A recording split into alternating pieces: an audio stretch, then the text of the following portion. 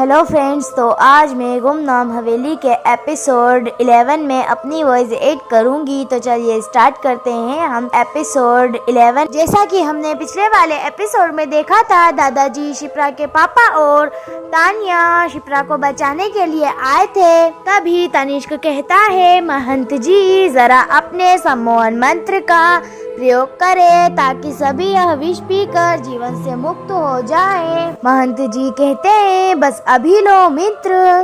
तभी एक काली बिल्ली छलांग लगाकर वहां आई। शिप्रा उसे देखकर चौंक गई और कहती है, यह काली बिल्ली फिर से यहाँ कैसे?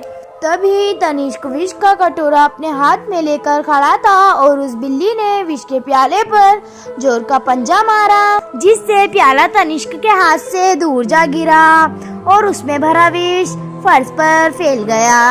अब उस काली बिल्ली की जगह वहाँ क्रोध से भरी वह बुढ़िया खड़ी थी। वो बुढ़िया कहती है, तुम सब अपनी घिनौनी हरकतों से बाज नहीं आओगे। अब यह विष तुम्हारी अशरीर आत्मा को। और बुढ़िया के एक इशारे पर फर्श पर फैला हुआ विष प्याले में इकट्ठा होकर उस बुढ़िया के हाथ में आ गया। फिर तनिष्क उस बुढ़िया के हाथ जोड़कर कहता है, देखिए हमें क्षमा कर दीजिए। अब आगे हम आपकी आज्ञा का उल्लंघन करने का साहस कभी नहीं करेंगे। सब लोग कहते हैं, हाँ हमें क्षमा कर दीजिए। बुढ़िया कहती है, क्षमा?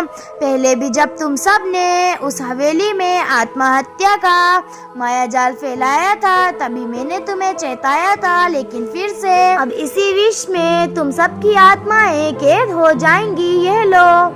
ऐसा कह बुढ़िया ने उस विष के प्याले को तनिष्क, चंद्रधर, चंद्रमणि और महंत की तरफ उछाल दिया। उसके ऐसा करते ही वह चारों तरफ धुआं फैल गया।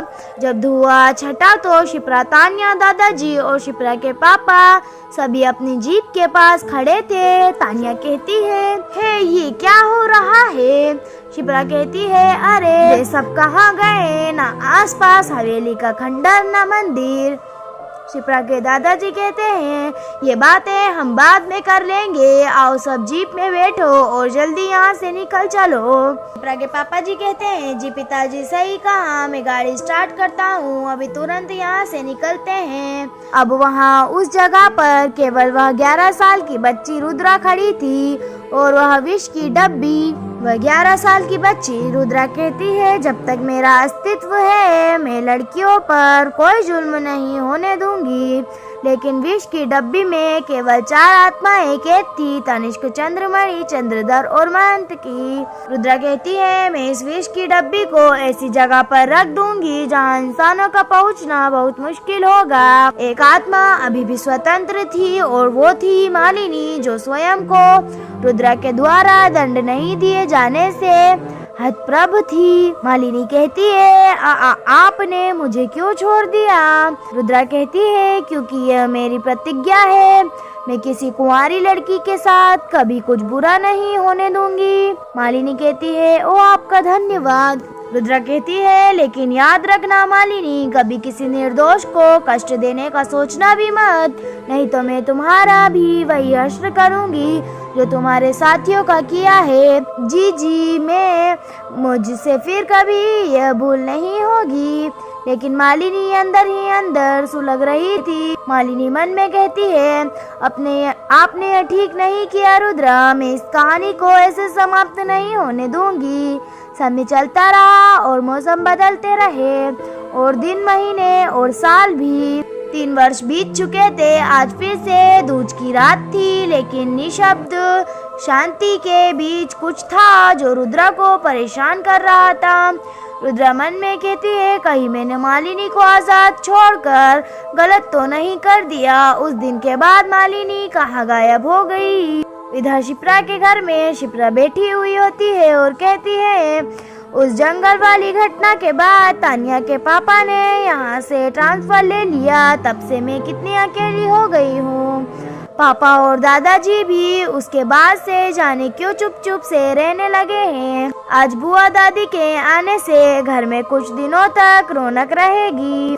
शिप्रा की बुआ दादी यानी शिप्रा के दादाजी की भूदेव ठाकुर की छोटी बहन राजलक्ष्मी आज यूएसए से वर्षों बाद आई है। शिप्रा उन्हें देखकर खुश हो जाती है और कहती है, बुआ दादी अच्छा हुआ आप आ गई, हम लोगों की लाइफ में कुछ मजा ही नहीं रह गया था। शिप्रा की बुआ दादी कहती है, तू चिंता मत कर, अब हम दोनों मिलकर खूब मस्ती करेंगे, लेकिन ये बता तू अपना ध्यान नहीं रखती क्या, तू इतनी दुबली कैसे हो गई। शिप्रा कहती है, अरे बुआ दादी आजकल यही फैशन तो ट्रेंड कर रहा है, slim dream fit and fine. Shipra की बुआ दादी कहती है, इस परिवार पर जो अभिशाप है उस वजह से मुझे तेरी चिंता होती रहती है। शिप्रा हैरान होकर कहती है, अभिशाप कैसा अभिशाप बुआ दादी।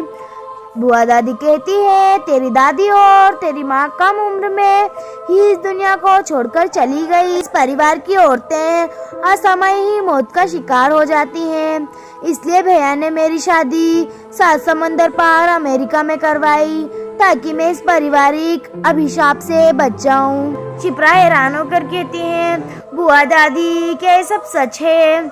बुआ दादी कहती है, हाँ 7 समंदर पर अभिशाप और काली शक्तियाँ कमजोर हो जाती हैं और बचे रहने के लिए मैंने तंत्र साधना में भी महारत हासिल कर ली। बुआ दादी की बातों से शिप्रा को जंगल वाली घटना याद आ गई और वह डर से चीख पड़ी। चीखते हुए कहती है, नहीं। बुआ दादी कहती है, डर मत मेरी बच्ची, मैं तुझे कुछ नहीं होने दूंगी, मैं सबसे पहले फ्रेश होकर ध्यान लगाती हूँ। शिप्रा के डर ने राजलक्ष्मी को भी डरा दिया था, इसलिए वो तुरंत फ्रेश होकर पूजा के कमरे में जा ध्यान मगन हो गई और थोड़ी देर बाद वह गहरी चिंता में थी। वह मन में सोचती है, ध्यान की अवस्था में मुझे इस घर के ऊपर किसी काली शक्ति का साया नजर आया है। राजलक्ष्मी को ध्यान के बाद चुपचाप कुछ सोचते देख शिप्रा घबरा गई। शिप्रा कहती है, बुआ दादी आप क्या सोचने लगी। राजलक्ष्मी ने शिप्रा के सवाल को टालने के लिए बात बदल दी। राजलक्ष्मी यानी बुआ दादी कहने लगी, अरे बेटिया कुछ नहीं, मैं तो सोच रही थी कि तेरे दादाजी यानी मेरे प्यारे भैया कहीं नजर नहीं आ रहे। तभी शिप्रा के पापा जैन सिंह ठाकुर कमरे में दाखिल हुए। शिप्रा के पापा कहते हैं, ओफ। बुआ दादी कहती है, तुझे गाड़ी पार्क करने में इतना समय क्यों लगा। शिप्रा के पापा कहते हैं, एक काली बिल्ली गैराज में बैठी हुई थी जो बाहर निकलने का नाम ही नहीं ले रही थी। शिप्रा हैरान होकर कहती है, काली बिल्ली कहीं फिर से।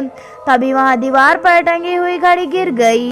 शिप्रा के पापा कहते हैं, ओ माय गॉड ये क्या हुआ। बुआ दादी कहती है, ओफ। शिप्रा चीखती है। राजलक्ष्मी टूटी हुई घड़ी को देखकर सन्न रह गई। राजलक्ष्मी कहती है, ये घड़ी उल्टी क्यों चल रही है। शिप्रा के पापा कहते हैं, सुबह तक तो यह घड़ी ठीक चल रही थी। राजलक्ष्मी कहती है, घड़ी का उल्टा चलना तो अपशगुन है, मतलब इस परिवार में पुराने समय की कोई घटना फिर से घटित होने वाली है। बुआ दादी मन में कहती हैं, शिप्रा मुझे शिप्रा को हर हाल में बचाना होगा। और वह शिप्रा के पापा से कहती है, भैया कहाँ है जय। शिप्रा के पापा कहते हैं, पिताजी सुबह से ही ब्रश और कैनवस लेकर लाइब्रेरी में बंद है, उन्होंने किसी को भी डिस्टर्ब करने से मना किया है। राजलक्ष्मी यानी बुआ दादी कहती है, क्या फिर से। नहीं, यह नहीं हो सकता। क्या होने वाला है, फिर घटने वाली है वह घटना कौन सी है। राजलक्ष्मी क्यों इतनी भयभीत हो गई। जानने के लिए बने रहिए हमारे साथ गुमनाम हवेली पे।